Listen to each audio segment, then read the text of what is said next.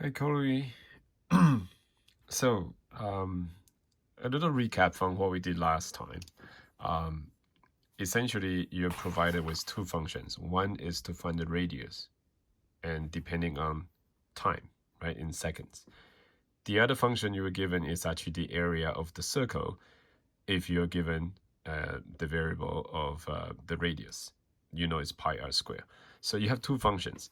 So this is essentially the application of what you're doing in the previous question, the composition of functions. And I don't know if you recall that symbol, the little circle. Okay, it's very confusing because it looks like it's multiplication, but it kind of is actually, because this, if you read it out in words, people call it a of r of t.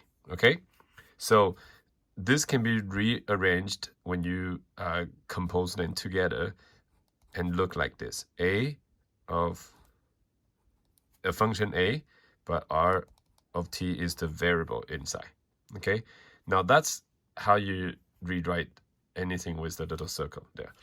So we know r of t, this function is up here. We know it's 0.6t, so we know we can plug that in here. So this function can now be rewritten as the RT is, you substitute with 0.6t, and it's a of 0.6t. Essentially, we're saying now we're looking, this one look very much like that second function now, right? But the 0.6t is now essentially the r. Can you see that? So r, the radius, is now 0.6t, if that makes sense. So when you rewrite that, AR,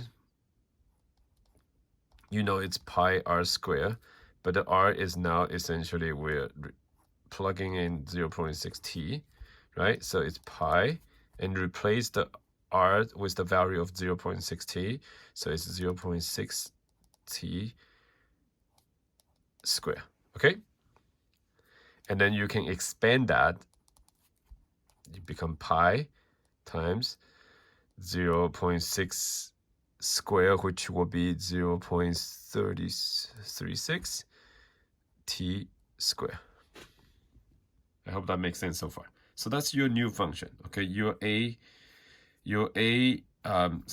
new function now is, if you want to find the area, but using the variable of time when the stone hit the water, your new function, that's the composed function, is now pi times 0.36 t squared.